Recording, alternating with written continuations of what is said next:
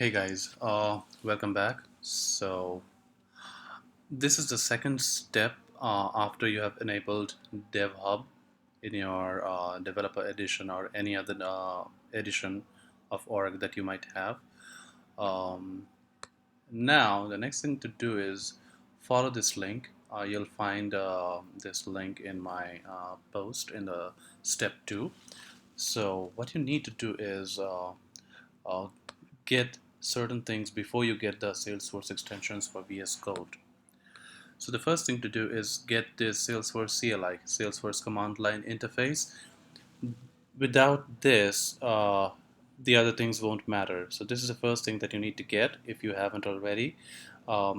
This essentially lets your IDE or you talk to Salesforce APIs via terminal or via your IDE. So first of all, get this one. And once you get this, you check whether it's properly installed or not. Okay, you'll find more details in this link. And the second thing to do is install this. Well, you can try installing any other IDE as well, but after using Visual Studio for years, I'm kind of biased, and I think Visual Studio Code is officially supported for the purpose of SFDX by Salesforce itself.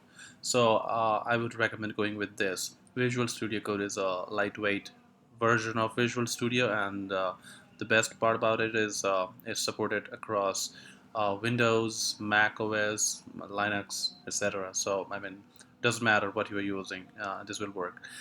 Uh, and once you get these two in place, only then you go ahead for these Salesforce extensions for VS Code.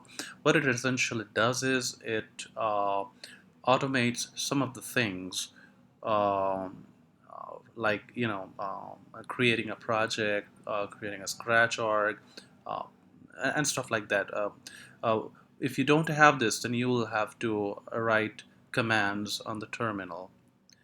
Okay, so first this, then this, then this.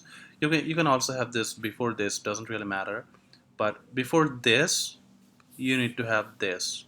Okay, so that's it for now. Read more in the post. Thank you.